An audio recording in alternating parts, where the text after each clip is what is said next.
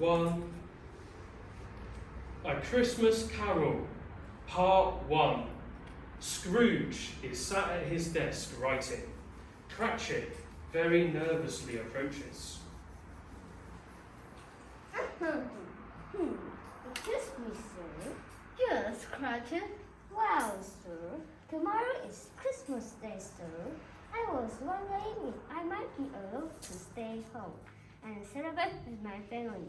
For the whole day, Cratchit? Wow, yes, sir. I don't believe it. Well, support to say yes, or you think I'm a bad guy? Huh, yes, fine. Take tomorrow off. Thank you, sir. Fred walks in with a merry walk and smiling. Hello, Uncle Scrooge. Merry Christmas. Christmas? Bah, humbug. Christmas is a waste of time.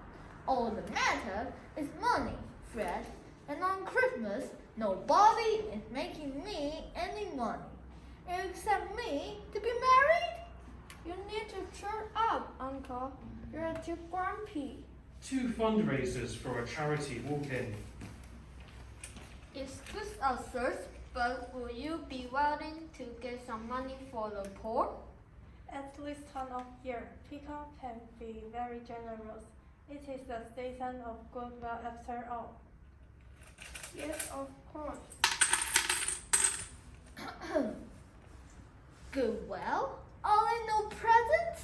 No workhouses? I only wish I could say them once. How much will you give, sir? Let me think. Nothing. Nothing? Yes. Now get out of my office! Get out!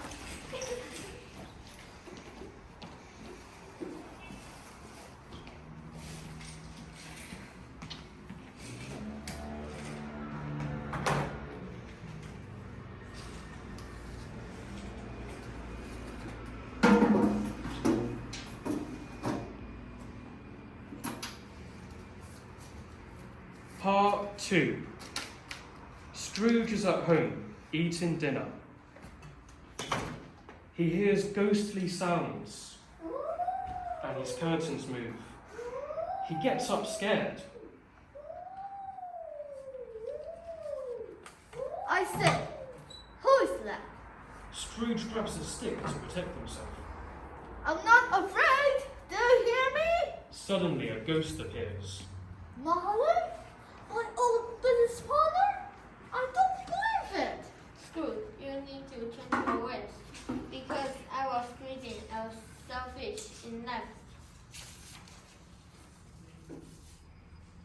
I'm cursed to roam the earth as a ghost. I cannot find peace. That sounds terrible, Molly. But I don't understand why you're being punished. You are always a good businessman. That's the problem, Scrooge. I only care about money, and I didn't help people in need. I wasn't kind or generous or compassionate. I have appeared before you tonight to try to save your soul from my curse. You are always a good friend, Molly. You will be visited by 3 ghosts tonight. Actually, I'd rather you didn't have. When the clock strikes midnight, it will begin. Marley disappears, and Scrooge is left alone. Part 3. That night, as the clock struck 12, Scrooge was rudely awakened by the ghost of Christmas past. The ghost showed Scrooge the Christmases of his childhood. He had been a kind boy who loved his family. How did he become the greedy man he is today? When we are married, Belle, we shall be a rich couple. There's nothing worse in this world than poverty, and nothing worse than money. Scrooge, my love. I love the young boy you once were, the one who proposed to me. But now I do not But now I do not know you anymore. The man you once become, so greedy and hungry for power. I must release you from your promise to marry me. Have I asked to be released? No, but I know it is for the best we go our separate ways. Scrooge regretted letting Belle leave that day, and without her he became ever more obsessed with one thing and one thing only: money. Scrooge made a promise. She will regret this. I will become the richest man in London. No, the richest man in England. No, the richest man in the world. Watching these events of the past, the Scrooge of today felt a tear form in his eyes and the beginnings of remorse for his actions. Next, it was the ghost of Christmas Present, who would show Scrooge what life was like for his assistant, Mr. Cratchit.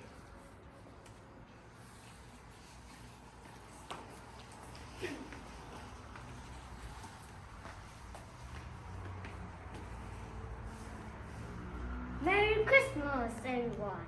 What a great day it's been. Let's raise our glasses and say a toast to Mr. Scrooge, the founder of the feast.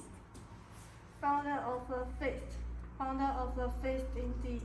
Mr. Scrooge is the meanest man in London and doesn't pay you what you deserve, husband. Now, wife, you shouldn't say that in front of the children. I do wish Mr. Scrooge a Merry Christmas Day. Go back to 10.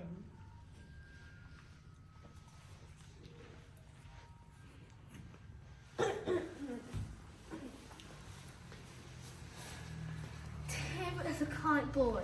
Tell me, Ghost, will he be okay? I'm afraid not, Scrooge. They are a poor family and can afford his medicine. I'm afraid he will be dead by this time next year. No, there must be someone who can help. Are there no presents, no workhouses? Oh, Ghost, I regret my cruel words. I'm starting to see what a fool I have been. The next ghost to arrive was the ghost of Christmas Future.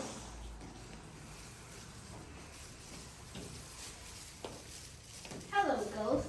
I'm afraid of you most of all. Can I just go back to bed?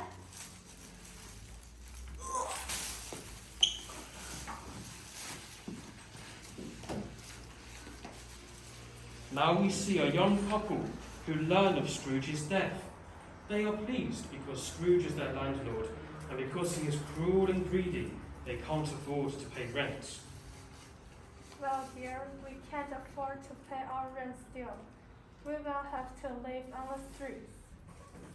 No, we are okay. We have time. Mr. Scrooge has died.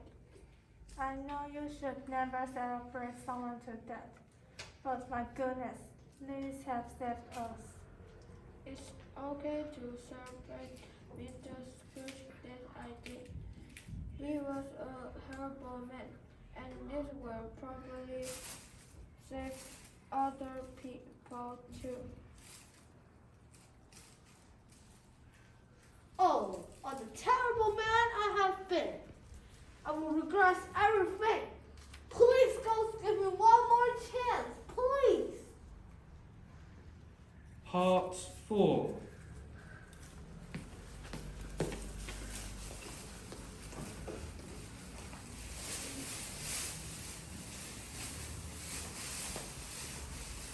Scrooge woke up the next morning, grateful to still be alive.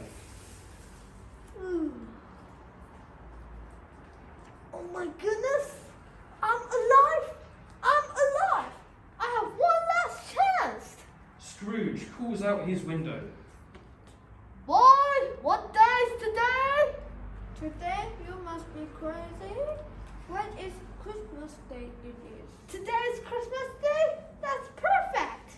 Scrooge runs down the street, giving away money to the people he passes. Did money for the poor?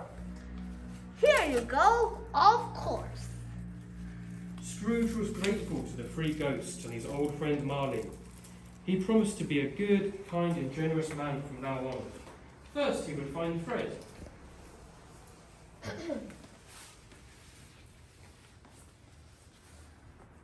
Fred, Merry Christmas, nephew. Merry Christmas, Uncle. I'm surprised to hear you say that. Oh, Fred, I have learned my lesson. Let's visit Cratchit and his poor son Tim together. Scrooge went to Cratchit's house.